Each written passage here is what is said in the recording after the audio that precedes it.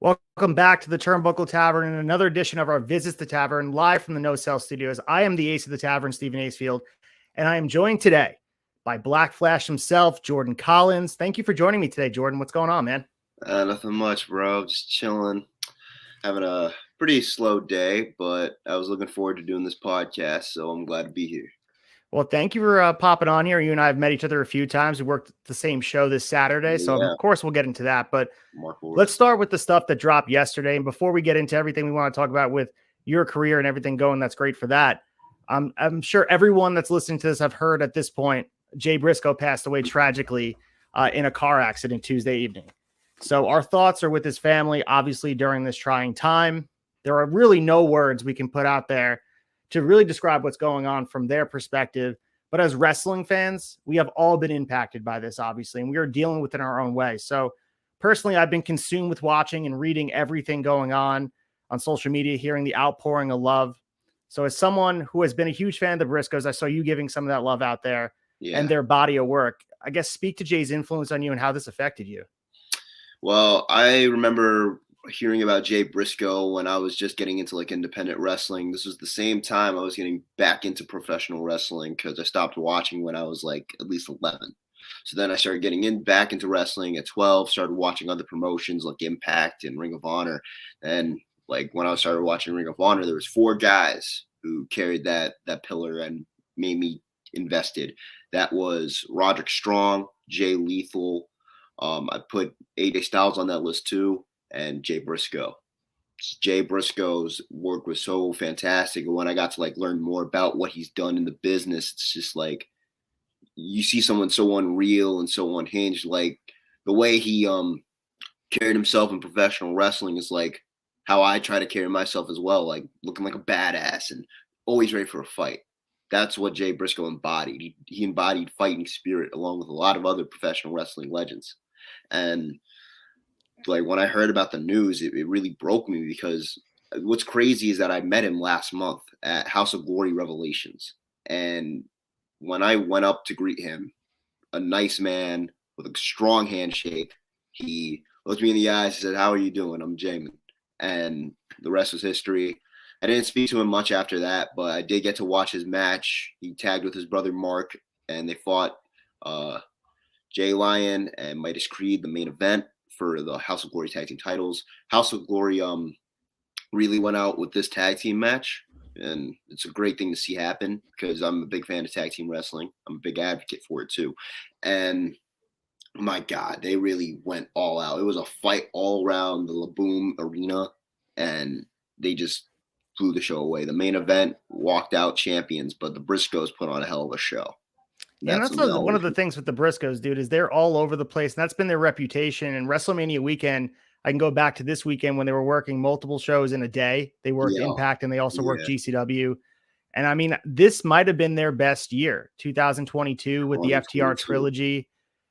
Can you think back right now? Reese will have us thinking about the FTR feud, but can you think of your favorite Briscoes match or memory aside from the one you just talked about at House of Glory? Favorite Briscoes match? Oh, you really got me there.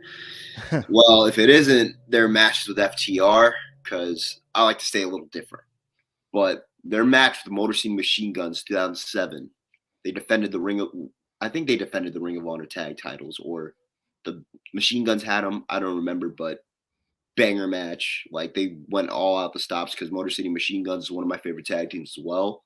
I remember watching that match just like cooling in my crib, and I was just wanting to watch some old school Ring of Honor. Like old school Ring of Honor is like the thing that drives me and my professional wrestling style, because my wrestling is like being an all-rounder and actually like trying to study and embody the lineage of what this sport really is. And the Briscoes and Motor City Machine Guns, that match really speaks to like my love of honor professional wrestling. 100%, man. And the thing with the Briscoes, I think back of the match that had it best in the world, 2018. I drove all the way out to Baltimore, Maryland at UMBC Arena to see the match they had against the Young Bucks. And that's one of my favorite matches. I was there at a House of Glory show. I think it was about a year ago when they were supposed to wrestle the Lucha Brothers, but it wound up being Rey Fenix had hurt his elbow in that tag match in AEW. So it was, forget who filled in with I Penta. think it was Arez. I think it was Arez. So yeah, that was a good match as well. But the thing with the Briscoes is, man, whether on a big stage or in front of thousands of people or 500 people, they always showed out. And it's going to be interesting to see where Mark goes from here. And if maybe there's an ROH main event run for him. And I know there's been some talk about potentially having a Super Card of Honor weekend be sometime, a nice tribute, because WrestleMania weekend really was the Briscoes' time to shine. For, everybody's time to shine was WrestleMania weekend, but they did a good job of being everywhere. It seemed like they were in two places at once. Hell yeah, man. It's a very big thing that's going on in the professional wrestling world right now. My thoughts and prayers are with the Pooh family. So I hope one day they can just find closure in all this, and hopefully it leads to at least some type of positive outcome, because this is a very big loss for a lot of people. Yeah, and there's really no easy way to transition from it. So we're just going to have to just get right into what we came here for, what we scheduled this for, is to have a conversation about you and everything going on. So you guys can see the ad at the bottom. Follow at Prize Fight Jordan on Instagram. Great content. Awesome follow. Really good guy. Awesome stuff he's doing in the ring. But we're about a month into 2023. We're off to a flying start here. You just competed at Remarkable Wrestling this past weekend for Sky's the Limit. How would you describe your 2023 thus far? I think that was your first booking, or correct me if I'm wrong. First booking of 2023. Good. So I've currently been wrestling since April of last year, which was an impromptu thing that just happened out of nowhere. Like, I'd like to think that was like my first start, because, my matches are, my old matches from my old school are put on YouTube, so everybody can watch it, knowing that, like, I can work and I can do everything that is possible for a professional wrestler. Yes. So your moniker is Black Flash. You move around like lightning in the ring, so I can see the correspondence with that. But what was the influence with the Black Flash moniker, and what makes you embody that in the ring? So two things. One, I felt like Black Flash came from my years in high school when I was running track. Like, nobody really called me that, but I was fast. I was like top 3 on the team. So I knew that speed would come into play into professional wrestling, because a lot of people like high, fast-paced action, and they always like to see that with the explosive professional wrestling that influences me. So Black Flash was just like a nickname I just thought of, like, it's influenced by anime and comic books. I'm a nerd, so. But it also, the second reason where it came from is the reason I got to even continue my training in professional wrestling in 2021 was because of one man, and that is the former AEW, well, no, not AEW, Ring of Honor Pure Champion, Daniel Garcia. He guided me to the school that he used to train at, because in 2021, I was going to college in Buffalo, and I thought that, I wouldn't get training up in Buffalo because I didn't even know if there was wrestling schools up there. But then I remembered that Garcia was from Buffalo, because I was put onto him in early 2021 by my friends who really enjoy indie wrestling. So during WrestleMania weekend, when he was Limitless World Champion and he was in Florida, like, that's where he really blew up and everybody got to know who the hell he was. And, we got to get to know each other after I texted him after his matchup. I was like, you did really well in this matchup against Kevin Koo. And, the rest is history. We became friends. And when I asked him if there's any schools up in Buffalo, can you let me know? He was like, yeah, there's one school. And it's called GRAPPLE'S Anonymous. So the rest is history from there. That's where I learned to wrestle. Shout out to my trainer, Mikey Every Night, who literally spent all his hours teaching this kid from Long Island how to wrestle. But I also give credit to Daniel, because he told me where to go. He told me where to get guidance so I can learn. And training with him and learning from him and having talks with him, it made me realize, like, one day he's going to look at me as not just like a fan or his friend or a student of his or a peer. He's going to look at me as a future opponent. So I wanted our tagline to be cool for when we ever fight. So Red Death versus Black Flash. That sounds like a money match right there. That is awesome, man. And I'm going to skip ahead to Grapplers Anonymous for a second. You put an Instagram post up, I think it was a couple months ago, that said they molded you into the pro wrestler that you are today. Yes. You're trained by Mikey Every Night, as you mentioned before, but other guys have come through. You mentioned a relationship with Kevin Blackwood. What made your time there so special, aside from the people that were in and out of the training regimen, but what made it such a special place to be? So the thing about that is Grapplers Anonymous, bro. Like you're in a school with a bunch of people who are laid back, who love to have fun, who do professional wrestling, and who are passionate. Like I've been to a lot of professional wrestling schools in the short time I've been a wrestler. And most of those schools, they're just like a strict training regimen. They're like, okay, you're here to train. You're our student, and we just gotta train you. Like they don't. Most schools don't try to build a relationship with their students, from what I've seen. But there are some trainers out there who do, and that's amazing. Like Mikey Every Night is one of those trainers. He's always try to crack jokes and make laughs when we're training. So like we could feel like he's also our friend, and make it like training at least like something to want to show up for and want to be there for. I mean, Grapplers Anonymous, we do some hard cardio, man. So you already know like the training is also really good for you too. Like not only that, it's not only just like learning how to work, it's learning how to like be a really good pro wrestler. Like Grapplers Anonymous teaches you how to actually be like a mat wrestler, like a technician.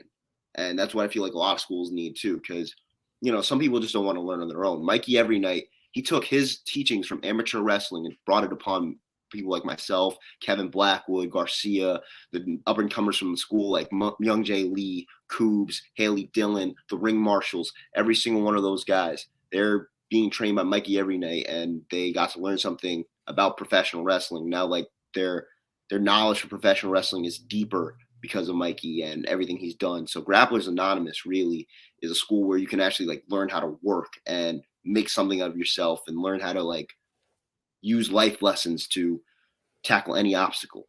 So Grapplers Anonymous is like one of the greatest places to be for me. So shout out to them, guys. Make sure you guys give them a follow on Instagram. I'm sure that you guys can find them quickly by I'm not sure the ad is, but I'll pop it in the bio here where you guys can look underneath. But when you first started working in front of an audience, you mentioned it's about a year and change at this point.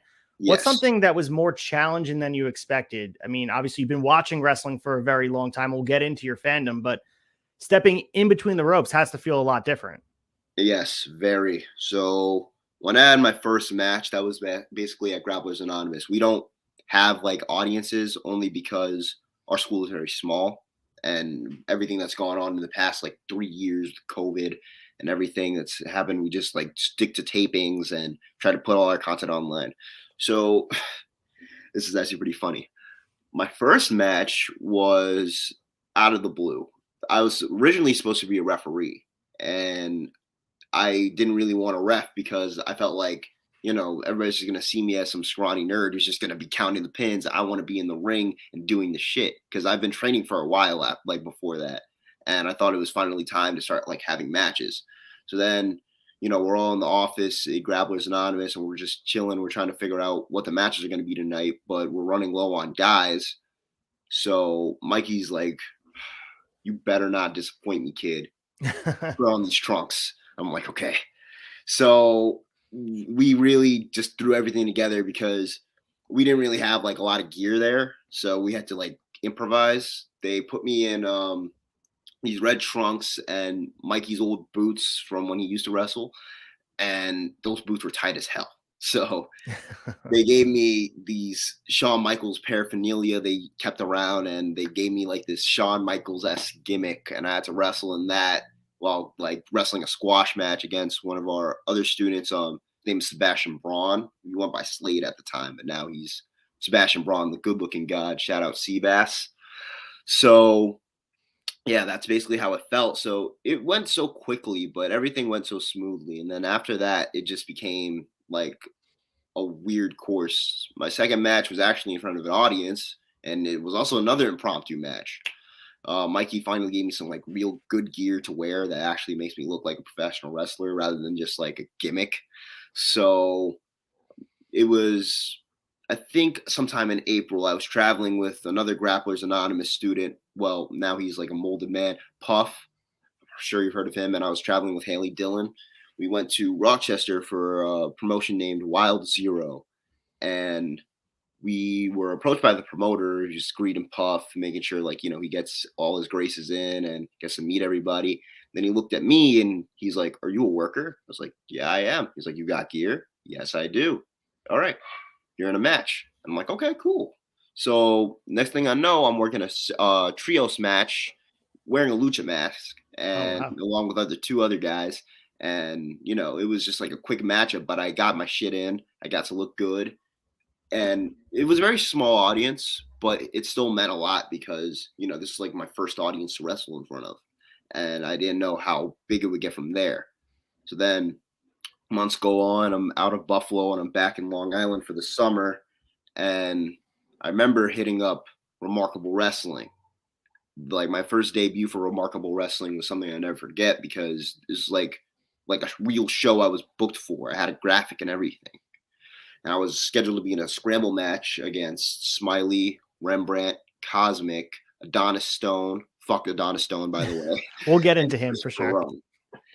So that was a really crazy matchup that I feel like really made me shine and made me stand out, even though some things could have went better, but it was really good with the people I was working with, except Adonis Stone. But it made everything just feel like it meant something. It was like a really great debut for me in front of like a bigger audience. My family got to show up and they got to see me work. It was like surreal for me. Yeah, when my first show for Remarkable being the ring announcer was the Halloween show, and you were there as well. I met you, and you definitely caught my eye. I messaged you right after the show and said I was really into the Japanese strong style that you seemed to bring to the ring. It definitely stood out for sure at this show because nobody else was doing that, and it felt like you were bringing a different flavor to the Northeast, and I think that's what it really needs. But we'll get into the Japanese influence. But the thing I want to talk about a little bit is about, obviously you're a huge fan of wrestling. You're consuming a lot of it. And I want to have this conversation. What does the phrase being over mean to you? And obviously you're still a year into working and all that. So you could tell when an audience is really into what you're doing. But do you think the definition of being over as a wrestler has changed since you started wrestling? Just in the short period of time, like, has social media altered that concept? Do you feel like maybe like the pandemic has changed the way crowds react to people? Yes, very. So the thing about that is professional wrestling and being over, it means like you have to walk your walk. You got to talk the talk. Like, you got to bring everything to the table. You can't just be like a good wrestler and a good talker, be a good talker and not be a good wrestler. I feel like what makes you over is, nowadays, it's passion that drives you. If people could see how passionate you're about this, like people will be like, you know what, you're going to go a long way because you actually care about the sport as a whole. Like I felt like, I'd get over with just like my ability, but learning how what my character has to be and how I stand out. My character is just being me, and also influencing like all my knowledge of professional wrestling. Like I was talking to one of my good friends, MLJ. You might have heard of him. GCW. Shout out to MLJ. Yeah. Shout out to MLJ. I spoke to him the other night, and he asked me what were my influences in professional wrestling, and I would say like the Japanese strong style that like most people don't know of. Like everybody knows about New Japan Pro Wrestling, like most people should, but you got to like dig down deep and like look for like secret shit that you never even heard of. Like I was watching this really great match last week from, I think it was NJPW, but these were two wrestlers I don't think a lot of people are familiar with. It was Minoru Tanaka versus Takahiro Murahama. And that was like a very strong style junior heavyweight clash. And it showed like everything that I want to represent in wrestling, like my striking and my agility and everything that shows. And when I told Emil about that, he's like, I'm surprised you even know about that match. Like, I'm surprised anybody even knows about that. Like, you're a rare breed. And I'm like, that's something that makes me at least a little different. Like, yeah, a lot of people do the strong style gimmick, but nobody really like digs down and shows like what they're like learning. The only other person I can at least name notable, another shout out to my guy Rob Martyr, who literally introduces me to like a lot of professional wrestling. He got me into Negro Casas along with my other friend Zachary Lins, who was running I Get Fall Pro Wrestling on Twitter. He sadly got taken down, but he was doing a really good job, and he shows his passionate side of professional wrestling same way I do.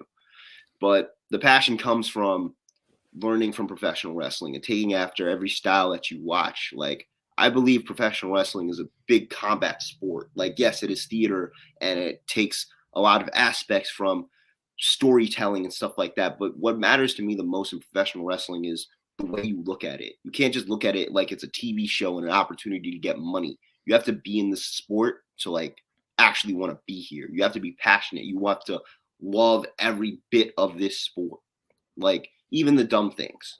But it all makes sense at the end because it shows how much you care about the sport and how much you want to do for it. So really the trick to being over is showing how enthusiastic and how much you love it. Even if it's like with a serious gimmick or something like that, or even with a fun gimmick, people can see through you and people can see what you really want. What I really want out of professional wrestling is to travel the world, make friends, and do the very best I can to want this dream that I have. Like I want to do so much in professional wrestling. I'm only 19. I know I'm a very young age, but I'm ambitious and I want the world to see that. And we mentioned the Japanese influence on your work, right? You mentioned All Japan. You've mentioned Minoru Suzuki in a lot of ways. And we saw you break out that armbar tarantula that you did. You put the two good side-by-side reel on Instagram. So who are some others that work stiff, strong style that you tap into? You mentioned the two from All Japan, but who are two guys you're like, you know what? I need to kind of fine-tune the strong style. I want to find some new things to break out in my match this weekend. Who are you tuning into? Guys like Shinsuke Nakamura, other guys more deep in the All Japan library?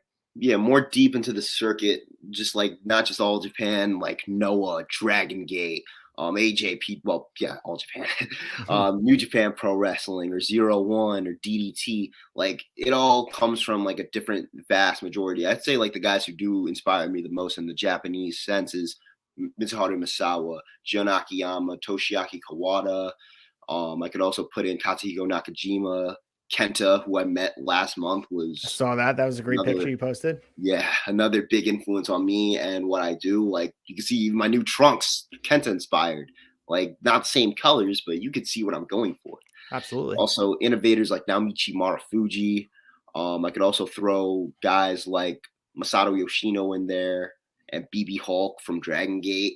So that's a very big influence on my wrestling. Not only just Japanese wrestlers, but people who know how to match up with Japanese wrestlers as well. Like guys like Davey Richards or Jonathan Gresham or Lee Moriarty. They also go into that category of people who influence what I do and how I do it in the professional wrestling sense. So we'll get back to the Japanese stuff. Of course, we're going to talk about your fandom in depth because I want to definitely go back and forth about what you're watching today. But you said this was your first podcast, which I'm very honored for you to be on here and being on Visits the Tavern. This is awesome. But for these media appearances, what side do you want people to see of Jordan Collins that they don't maybe see in the ring?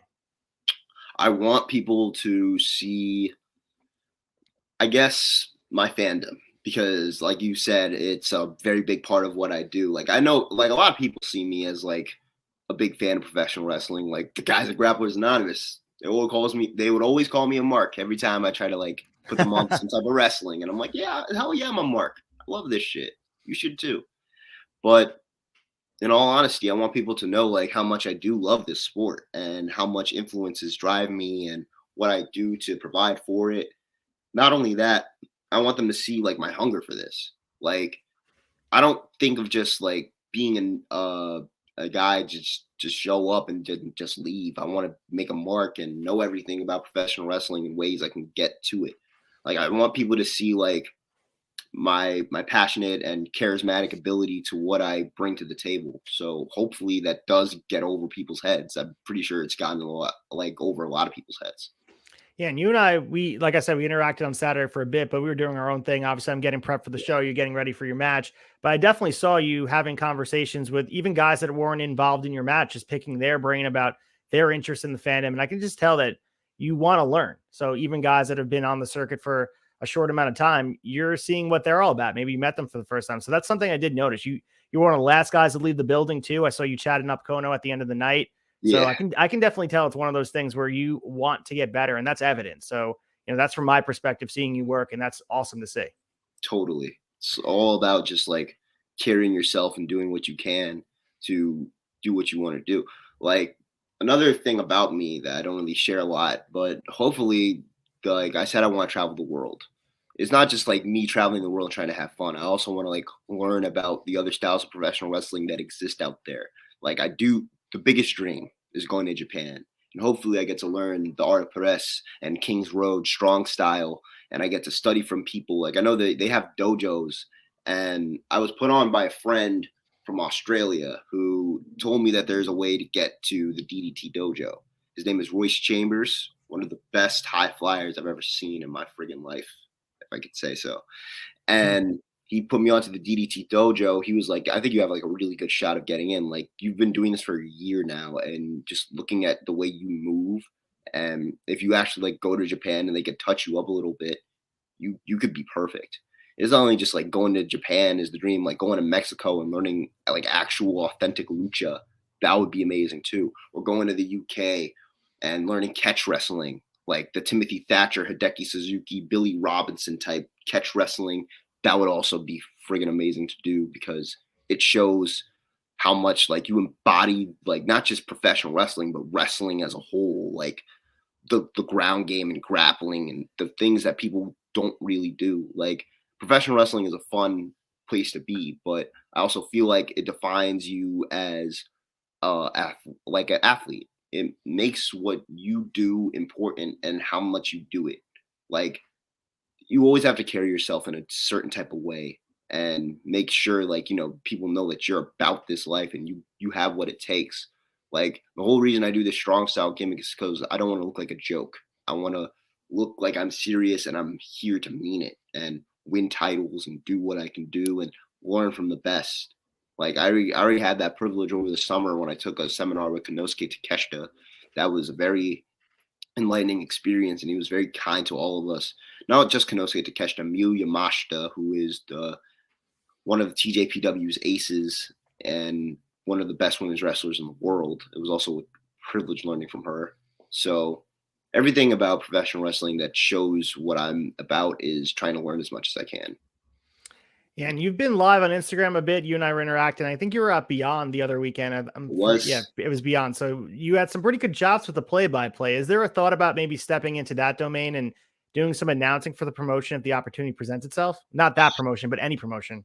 Yeah. So the thing is, that was just out of the blue. I was just chilling that day. I was just trying to go about the scene and try to get people to like understand that independent wrestling is doing like really tremendously well right now. See, like, the only reason I like live stream and try to like make people know about professional wrestling that's going on is because everybody thinks the only wrestling that exists out there is probably just WWE and AEW. That's just like the promotions that everybody watches right now, and I want them to be like, you can watch anything else. Like, you don't always just got to watch WWE or AEW.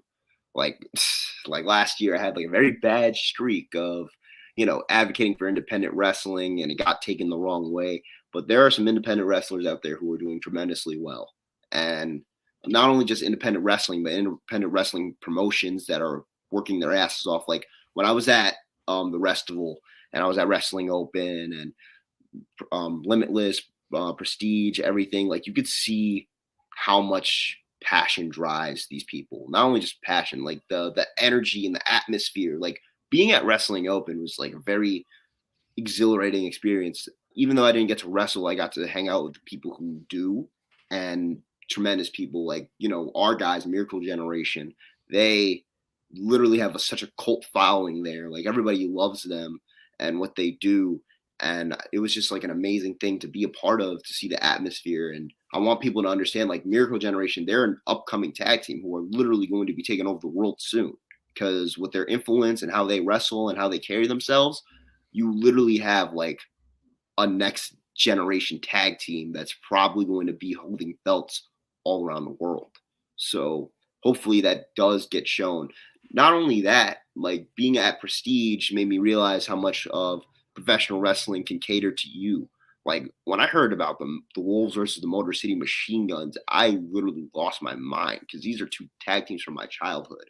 Like, I was all up to into Ring of Honor and TNA when I was at least like 9 years old, and learning about like the Wolves and Motor City Machine Guns. It made me realize another thing about how like tag team wrestling and professional wrestling goes like a long way, and how much it could do for you. Like, it was just pure nostalgia just being in that building that night and getting to watch like two of your favorite tag teams from like when you were 10 or 9 years old just go at it.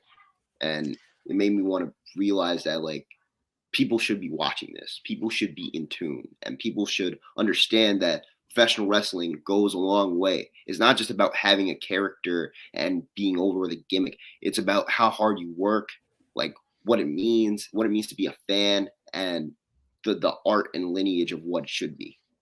Yeah, man, supporting independent wrestling is so important because it's the lifeline of whatever promotion you're into, whether it be Impact or AEW, New Japan, WWE. A lot of those, even look at the top of WWE right now. You can look at guys like Seth Rollins and Kevin Owens and Sami Zayn. Those guys have come through the independent scene, grinding through there to learn. And that's really what makes the best professional wrestler, when they're learning these different styles. You mentioned all different styles you're interested in learning, and that's what makes a really good, diverse, eclectic wrestler that can draw on multiple stages, whether it be on the independents or big companies. And I think that's the perception that's changing. And independent wrestling, as you mentioned before, is healthier than ever. Like, there's more options for people to work, and the ability for Tony Khan, for example, and Impact Wrestling as well. They look at wrestling in a more progressive way than maybe the old regime of WWE used to look at it, where they can work. Of course, you're going to work the big promotions, but you see guys like Moxley working the independents. I mean, guys all over the place are still working these places. Ray Phoenix and Pentagon are able to work, whether it be AAA or maybe they're going to work an independent scene. That is huge for the wrestling scene, because not only you guys learning on the independents to have these guys on your shows, but they have the opportunity to, I guess, get out there a little bit more. If they're not being booked in AEW, we know that's an issue sometimes. They're going to be able to work wherever, the Northeast. We see Lucha Brothers on House of Glory. It's amazing to me that Tony Khan allows that to happen. Exactly. Like, that's something I want more to happen. Like, not only just like contracted talents crossing over into the independents and swimming with, like, you know, the little fishes while they're like the big shark or something, but they should also be like looking at not just the big superstar who's there. They should be looking at the talents who could very well be the future. Like, everybody's saying like independent wrestlers don't carry a certain swagger with them, or they don't have like a certain spark that makes them intriguing. It's just like they can wrestle good. I feel like sometimes that's not all it should be, but that should be accounted for. Like, my boy Daniel Garcia, like, you think he had like the whole Kangol hat swagger that he does now in AEW? When he was in the independents, he was just like any other guy. He was a wrestler. He was a wrestler first. I mean, now he's a sports entertainer, but that makes him like special now. Like, he's on top of the world. Like, think about if AEW signed someone like Titus Alexander. I was trying to get him over to some couple friends of mine the other day. They just said, yeah, he's good, but what's there like more else to him? I'm like, there doesn't really need to be anything else. Like, he's still a young guy. So by the time he gets signed, you never know what they could do for him. He might not just be just a guy who does moves anymore. He could have some type of charismatic energy, or some new character that could carry him and make him something like special. Like, not all these indie guys used to be like, you know, full of swagger and energy type of guys with all this charisma. Like, they had to learn from that. Like, I know Dan definitely did. Like, under the wing of Chris Jericho, he's definitely learned a lot, and he's boosted his rate. And now everybody sees him as like a very big pillar into what professional wrestling should be, or sports entertainment, whatever. He's getting that acknowledgement, and that's what's really cool to see. But you never know. Like, AJ Styles, like, he was just a phenomenal one. There's not really anything that drags people into watching him. Like, I mean, other than the fact that he was like a really good wrestler. Like, the same should be said for guys like Titus Alexander or Alec Price or anybody else. Like, you're not always going to just get like a giant character. Like, you're going to get a guy who can wrestle good. And then in later years, their energy and their character is going to change. And maybe that's something that's going to reel you in. Going back to Daniel Garcia, obviously he won the 2021 Bola tournament for PWG, yes, and that's been a precursor for future stardom. And obviously we're so tapped into the independents and all those guys. We know their names, but for a guy like Speedball Mike Bailey to get that win over Takeshita, what a tournament that was. I can't wait for it to come out on DVD, and this way we can watch it in full and all that good stuff. Oh, but for like a guy like Speedball, he's a guy that has to be destined for success this year in 2020. He's on Impact, but I think he's destined for do a little bit more for the casual audience to see, to break through. Exactly. Like, 2022 was the year of Speedball Mike Bailey. Like, the man, he was deported for 5 years. He came back to the States, and he literally trailblazed the independent scene. Like, it was not just like something that came out of the blue. He's been everywhere, like GCW or to DPW. You could go to New Japan. He's like bounced from circuit to circuit to circuit, making sure everybody knows who he is. He's had like a countless amount of opponents, that being like Alec Price, Brian Keith. You could put Josh Alexander on that list, Konosuke Takeshita. You could throw Trey Miguel.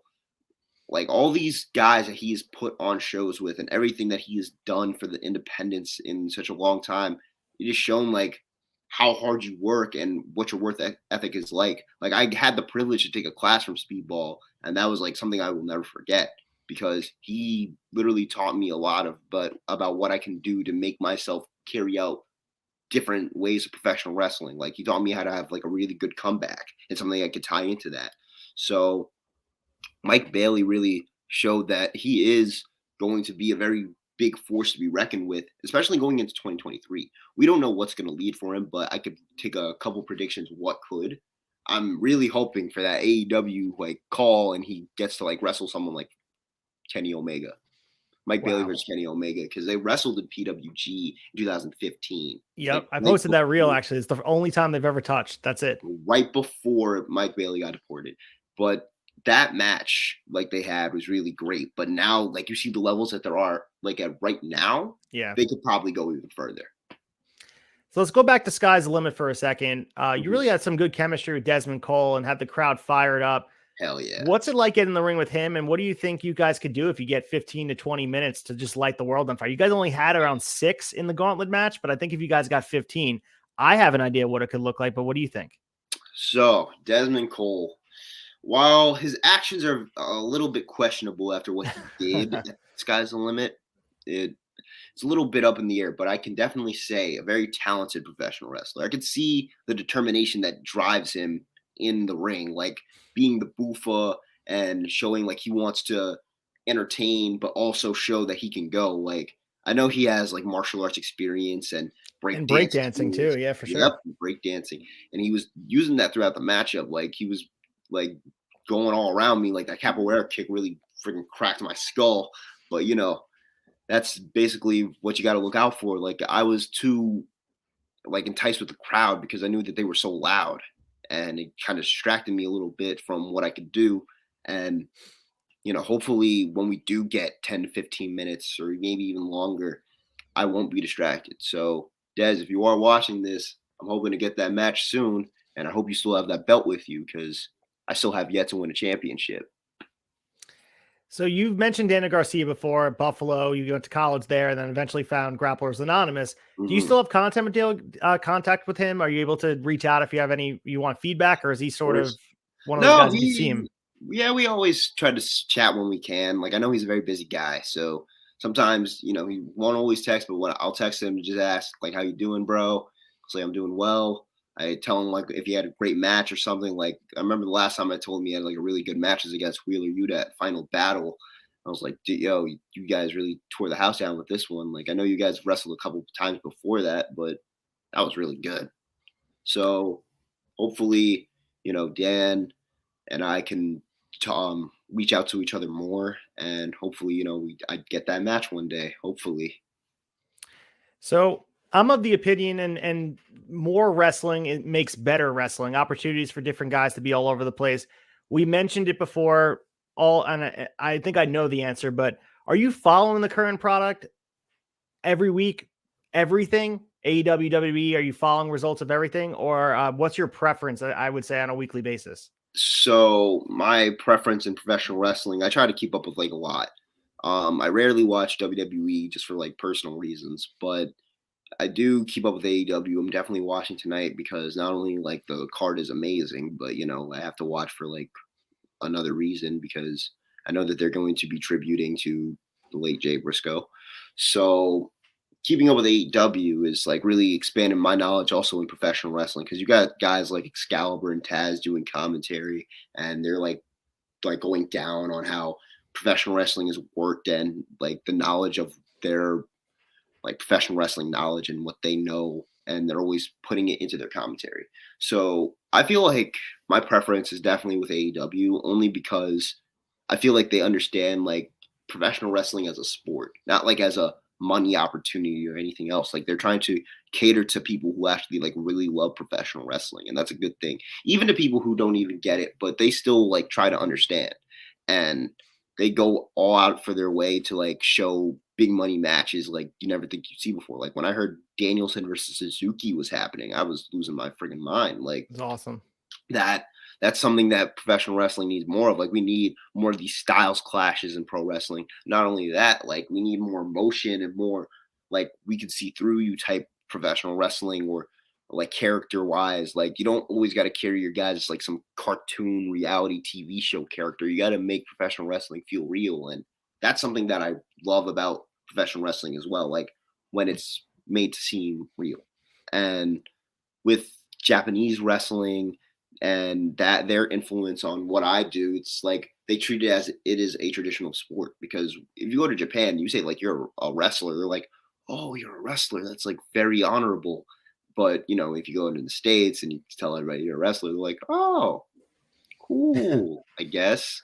But you know, it's something that you gotta understand. Like professional wrestling has different type of aspects and cultures everywhere, and learning that professional wrestling is treated as a combat sport in Japan when I was like a young kid, I was like, oh, they actually take this seriously. That's great because we need more of that. Like nobody takes pro wrestling as it's like something that's like an art form.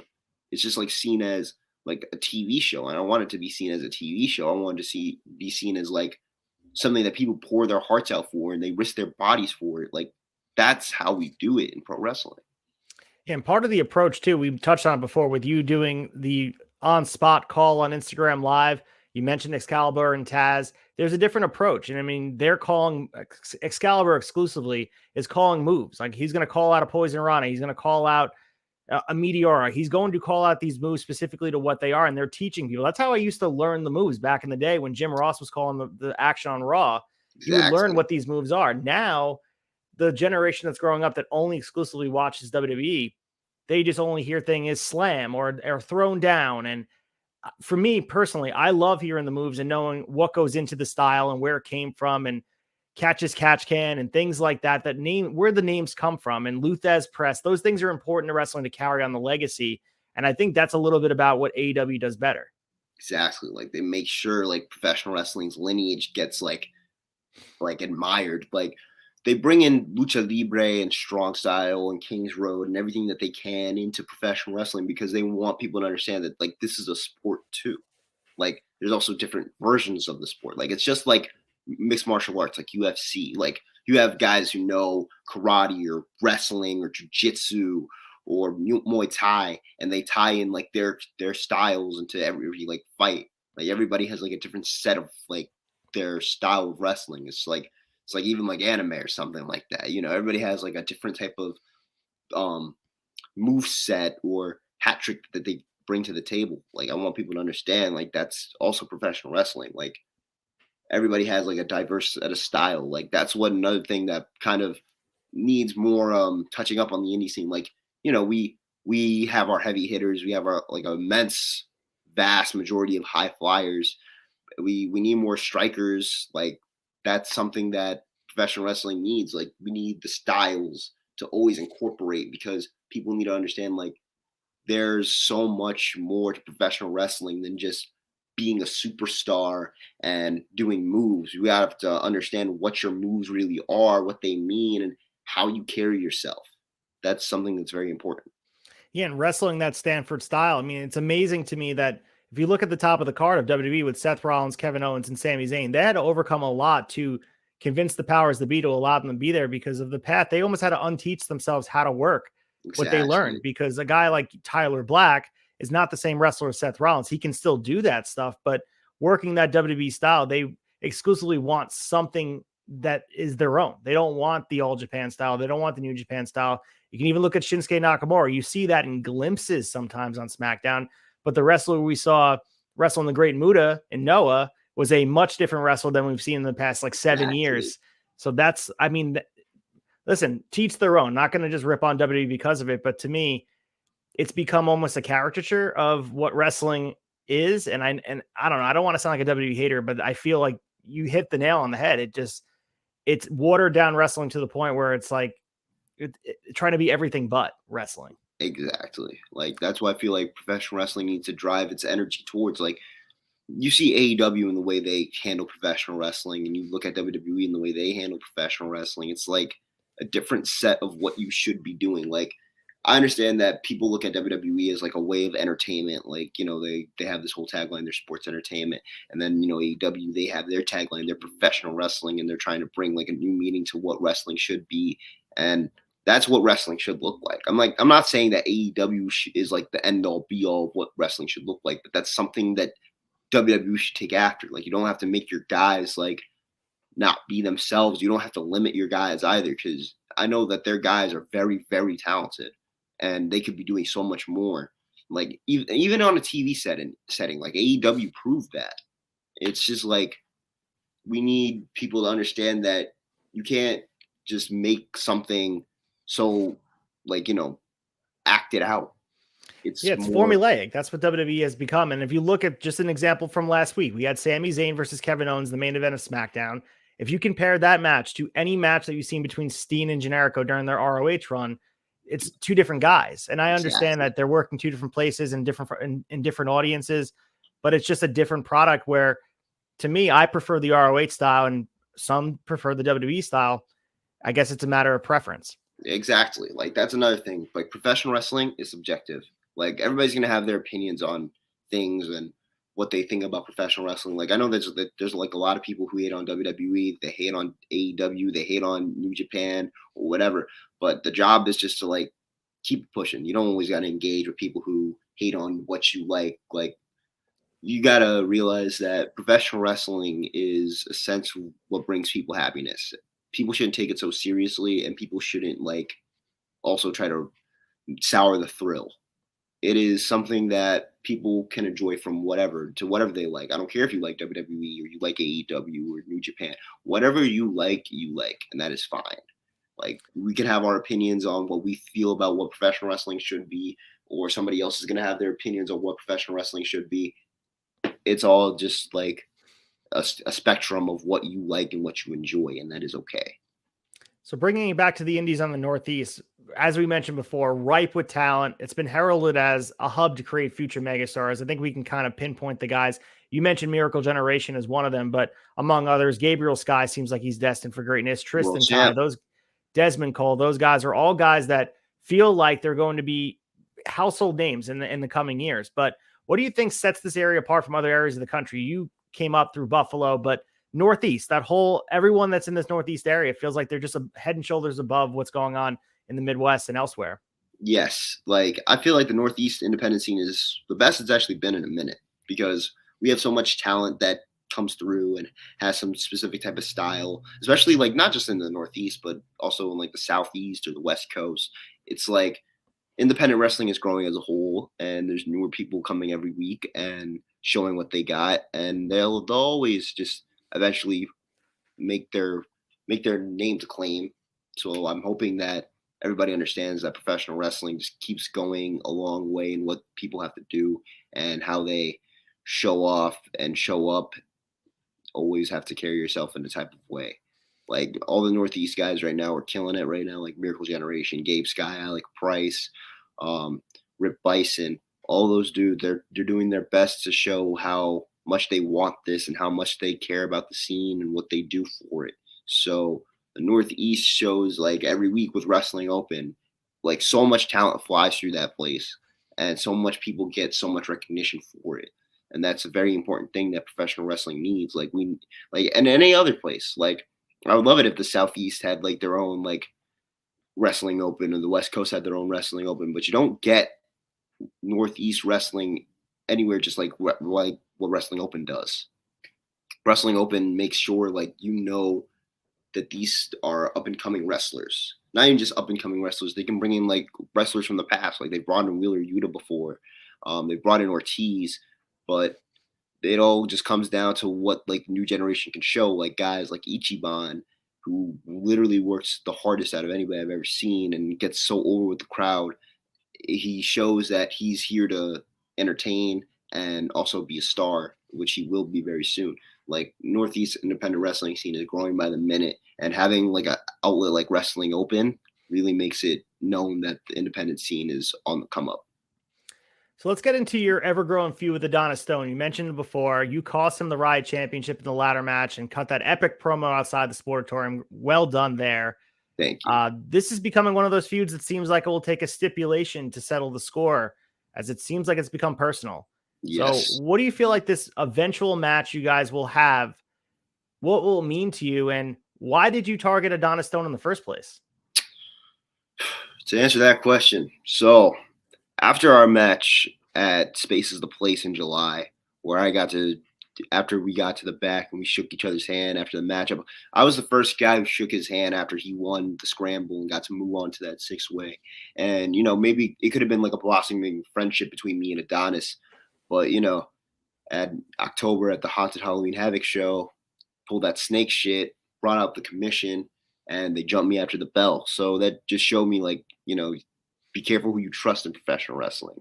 And trust is something I take very, very seriously. Like, I trusted Adonis to understand that I am also like an up and coming guy too. Like, I know he's up and coming as well. He's getting booked by ETU, Expect the Unexpected, by my boy the Strugs, and he's making his name. And it really bothered me the fact that he would go out his way to just like try to take me out of the picture. Like, I don't deal with mistrust and betrayal very well, if you could see. So I cost Adonis because he needs to understand that we're not done. Like, I know you're still here. I was gone for a couple months because I had shit to do, but now I'm back. So everything that comes through, Adonis, you better put up or shut up, because one of these days I'm going to pick the stipulation. I don't know when the match is going to be, but when it happens, it's going to be a war. I'm not holding back this time. And I'm sure we're going to hear more from that on your social media. Like I said, check out that promo that Jordan cut on him following the show on Saturday, Sky's the Limit. A really good promo outside. You hear the passion. You sat down in that chair. It was awesome. It was definitely one of those promos you could hear how passionate you were about how you were feeling about Adonis Stone. I'm looking forward to the eventual match you guys have. Yes. So what's a commonly held belief in pro wrestling that you passionately disagree with? And when you hear everybody, whether it be fans or maybe people in the business, of something that should be done, but you're like, no, I don't see it that way. That's a good question. So I feel like people have this very big perception about, I'm going to go back to this conversation because I was just like talking about it a second ago, the independent scene as a whole. Like, a lot of people on social media platforms talk a very big game about what independent professional wrestling should be. And it kind of bothers me that people just think indie wrestling is just high spots and guys with no character. It's more than just that. Like, there's things going on in professional wrestling. You just don't see it. Like, you're just putting a blind eye towards it. You're trying to dig on independent wrestling for what reason? And I've had friends tell me it's because it's lack of presentation, it's controversial stuff, everything. Like, that's going to happen anywhere. And you know how many guys who don't have character on WWE or AEW, I feel like people are just like complaining to complain and saying like, presentation doesn't exist, when I've seen like some of the most presentable guys on the independent scene who actually like take the time to hone their craft and be a star and try to show how much their character means. It's like, people just need to understand that professional wrestling is growing. You just got to look for it. Like, why do you think I post like Japanese wrestling clips or lucha wrestling clips everywhere on my stories and stuff like that? I want people to understand that professional wrestling goes a long way, and all these indie guys who are trailing their way to eventually being at the top, they also have a long way to go, and they'll also be on your TV soon. So then when they do show up, you're not like, who's this guy? Like, I want you to understand that there are people out there who are really, really working hard to make sure that their dream comes true. And all you can talk about is how they present themselves, when I see that they present themselves as like a very well done professional wrestler. People need to understand that. I 100% agree with you. I see that as well. And I think people, if it's not spoon fed to them, I know some of the criticism for like the Forbidden Door build, for example, with AEW, they felt like AEW didn't explain enough about what these guys mean to the product and what they mean to wrestling. But I would say the world is at your fingertips. You're able to do your own research and find why Okada is important. If you don't know why Okada is important, I don't think you'll ever understand it, because it's out there for you. How influential he is for New Japan Pro Wrestling. But Google is free. Google is free. Like, you can literally just tap in who the guy is and what they do, like, and what makes them important. You don't got to question it. Like, that's why I have like so much, like, I would say, like, animosity towards like partnerships and stuff that happens in professional wrestling, because then people are going to like not know who this person is, and it's like I feel like they're just trying to disrespect them. Like, you can literally look it up. Yeah. And I think a lot of people are so used to the WWE approach, and for so long they were the monopoly. That was the only thing out there. So the approach they would have is to spoon feed you and remind you over and over again with video packages and the announce team saying it over and over again. AEW, their approach, they assume that you are an intelligent wrestling fan, while WWE doesn't. And I think that's been the huge approach, where people, they got so used to sitting back and having everything explained minute by minute. But there's some things that don't need to be explained. You know, some of the stuff that they transfer over to AEW television from being the elite, you can just assume you know the history between Adam Cole and Kenny Omega because you know the history. If you don't know it, it's on you, kind of. You know, that's kind of on, as far as wrestling fans go. You need to do your best to inform and educate yourself. That's how I look at it. Hell yeah, that's how I feel like it should be too. Professional wrestling goes a long way, and everything that is done, people should try to touch up and get their knowledge on, especially to people who are trying to be a part of this business. Like, you can't just watch WWE and expect greatness out of what you do. Like, you gotta tap into everything. You gotta learn for yourself. Like, that's what I've done with like a lot of people I've trained them like with and among. Like, I try to put them onto like a type of wrestling that I feel like they would enjoy, and something that's different from what they do. That's a great point. And I'm going to the 2022 being a crazy year. I think that's kind of self-explainable right now about why it was crazy. We don't have to get into it, and now 2023 is off to a crazy start with all the stuff going on with WWE and potentially being sold. And obviously the tragic news with Jay Briscoe. It just seems like this year is just off to a crazier start than even 2022, but the news cycle never truly stops. Are you following the dirt sheets, backstage stuff closely? Or are you mostly focused on the on-screen product? I really don't care about it, only because, like, you know, all these people who are journalists, they always have opinions, and they always have like this news source or whatever. I'm not here to analyze the news. I'm just here to watch. I'm just here to enjoy my product. If I hear about things that seem shocking, I'll try to at least like understand or ask or get any type of glimpse. But I don't really care about the whole, you know, dirt sheets that's going on backstage in AEW or WWE. I don't really care, as long as you can like put on a good show and just be a good person. That's all I care about. Do you foresee potentially, obviously you had to have at least read some of the CM Punk stuff. Do you foresee Punk coming back and teaming with FTR against the Bucks and Omega, or do you think they're never going to be able to bring that into the ring? I have no clue, but I'm here for whatever happens. Hopefully people resolve their issues and they understand each other. So that's all I'm hoping for. I'm just hoping for a positive outcome. 100%. And let's go to New Japan for a second.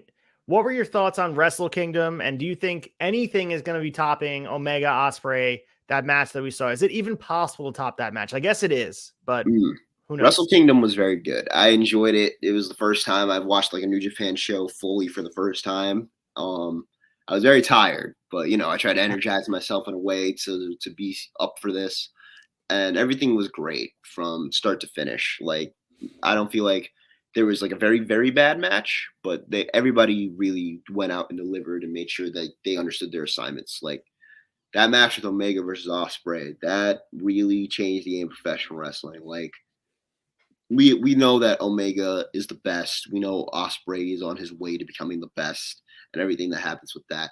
Like, I have my own opinions about certain people, but Omega versus Ospreay was a very, very, really great styles clash of two men who are willing to go the distance to prove why they're the best and everything. Like, I felt like Kenny Omega walked into Japan thinking like, everybody's saying that Ospreay is the best or he can outshine me. Well, I'm here to disprove that theory. And that was just poetic storytelling. Like, that's another thing I like about professional wrestling. Like, when storytelling doesn't need to be so clear and the story is just like based off real things. Like, this matters. Like, you know, Omega and Ospreay have had animosity for a while because Omega believed that Ospreay could never fill his shoes when Ospreay was coming up into the heavyweight division in New Japan. But Ospreay managed to give Omega like a really, really intense fight that really shaped up to be like one of the potential greatest matches of all time. So hopefully we see something else like that this year. I've heard things from Bola, like they've been having really great matches at PWG. Like Brian Keith versus Speedball Mike Bailey was like one of the first independent wrestling matches that's gotten 5 stars in like a year or two. So that's really amazing to see. Yeah, and I think my prediction would be Omega Ospreay probably wrestling at Forbidden Door 2 in June, I think on an AEW stage. So given the opportunity, they may be able to top themselves. It's hard to imagine what those guys put each other through for Wrestle Kingdom. I don't know if it ever can be topped, but we said the same thing about the first FTR Briscoes match, and they went out and topped themselves each time. So hell yeah, we'll see exactly where they go from there, but I'm definitely looking forward to it. But moving on here, what's one piece of advice you would give to someone who's trying to break into the business or just starting out training as a pro wrestler? that is a good question. I said this earlier too. Watch a bit of everything. Like find wrestling that you've never watched before. Like you can look it up. Like if you enjoy women's wrestling, look up Joshi promotions that exist, or just like standalone women's wrestling promotions that exist. Like Maria Canales' promotion, Women's Army Wrestling, I believe. Mm-hmm. Check their stuff out. Or if you like lucha libre, like there's lucha on YouTube. Like there's this dude named Roy Lucier. He has like all this lucha stuff that exists on channels and everything else like that. You can get IWTV subscription if you're not familiar with some independent wrestling. Get something like that. There's a lot of Japanese wrestling on YouTube. There's catch wrestling lessons on YouTube and Pancrase or World of Sport. Everything. If you're trying to break out into the scene, I recommend that you watch any type of wrestling you can get your hands on, because you don't want to just stay true to just one type of brand. You have to expand your knowledge so you know that you know what you want to do and how to carry yourself. That's like the best advice I can give. Absolutely. And you mentioned before, make sure you guys check out IWTV. There's so many independents, not just on the Northeast, all over the place, where you guys, for a very small amount of money, there's so much wrestling. And for those that complain about the product on either Monday, Wednesday, or Friday nights, there's wrestling you can tune into that's whether live or catalog, to the point where you want to watch an old Beyond Wrestle Open or whatever, man. There's so much on there. And I really have dipped my toe in there and being like, you know what? I'm going to watch these Wrestling Opens because the cards they're putting out are stacked, and it's opened my eyes to some guys I didn't even know about. And that's the best thing as a wrestling fan who watches so much wrestling. When you can discover something new, it's the best feeling, as you probably know. Exactly. So personally, I think pro wrestling is best because independent pro wrestling is best because everything is so stripped down to the core. It's just the spirit of what pro wrestling is as entertainment, as far as in-ring work, the interaction pre-match with the fans, during the match, even at the merch table. To me, it's like the best fun. You could see the same guy who wrestled the match on the opening night standing by the merch table you could buy a t-shirt from. Exactly. Do you have any stories about interesting interactions with fans now that you become a wrestler? I mean, you mentioned meeting Kenta at shows and also Briscoes, but now you're on the other side of the table. Is there an interesting story you have with maybe someone who's come up to you? I cannot say a lot, but when I'm at Remarkable, like, I will always be greeted by somebody who watched my match and like, hey, you're really good. So that's something that really intrigues my eye. Like, I feel like one of the best stories that I could tell, like, as like just a wrestler, not really mean a lot, but it was so out of the blue. Like some guy wanted my autograph on like one of his posters. I was like, oh, okay, cool. Like my first autograph. So it shows like maybe that could lead to something bigger.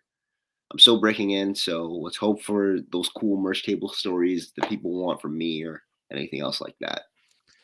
100%. That brings us to, I guess, legacy and how you want to be remembered in pro wrestling. Hopefully you have a 30-year career. You're looking back, age 50. You're like, you know what? How are you looking back at your legacy, and how do you want to be remembered by people in pro wrestling? To be honest, I'm shooting towards being one of the best because, who wouldn't want to be one of the best wrestlers? Who wouldn't want to be like among the greats like Omega or Masawa or any other of those like guys like Danielson or anything else like that? I want to be remembered for that. Like that's part of the reason why I want to world travel and do all these things and try to break out as much as I can and do what I can to get noticed. So hopefully my legacy goes a long way and people remember me as like a very amazing talent that shows up and shows out every time he's in the ring. That's what I hope to be remembered as. And part of this show and the reason why I do this is to get future stars of wrestling out there and let people learn a little bit about yourself. And wrestling, obviously, we talked about before, seems to have more young talent than ever. In your mind right now, you can name more than 3, but who are 3 wrestlers you recommend for people to look out to break out this year, maybe beyond 2024? Who's 3 guys that just pop in your mind of like, this guy is going to be something huge? All right, so we're going 3 guys. So I know these are 2 guys, but I'm gonna put them as one category. Miracle Generation, definitely as a tag team, they're going bigger places. Like they're very, very, very talented. Second guy I can name, one of my mentors, Kevin Blackwood. He got to wrestle Chris Jericho in I believe it was a 10-man tag, and he teamed with SB Kento, Evil Uno, Jonathan Gresham, and Michael Oku against Jericho Appreciation Society. So he got to have like a very good shine. I'm hoping Kevin Blackwood gets more opportunities and more like graces bestowed upon him because he's a very, very good worker. And if I can go for 3, I would want to say Ichiban. Ichiban is definitely going places as well. Number one. He's definitely going places with the way he works and the way he carries himself. Like I've seen promoters like gossip about him backstage. Like they're like, yo, that kid is really good. I want to book him. So I'm hoping Ichiban gets everything that he deserves because he is definitely an up-and-coming wrestler in the scene. Yeah, maybe you can work him in Remarkable too. He's been there. You've been there. Maybe you guys can link that up. That'd be amazing. That would be awesome. He's on my list. I have a list of people I want to face. He's on it. Oh, you want to share that list a little bit about this is for 2023 or just a list in general? We could just dumb it down for a couple guys for now. So if I had to pick a couple, there's a couple guys on that list who I'm friends with or I know personally. Rob Martyr, definitely. Rob Martyr and I were very passionate about professional wrestling. He tries to put me on to wrestling I should watch. He always critiques my matches, and it would be an amazing test to see like what my strong style, agile ability can do against his ground mat wrestling, which would be an amazing type of thing. Another guy who's on that list is a guy like regard very highly, and that is Akira. Akira and I got to know each other last year.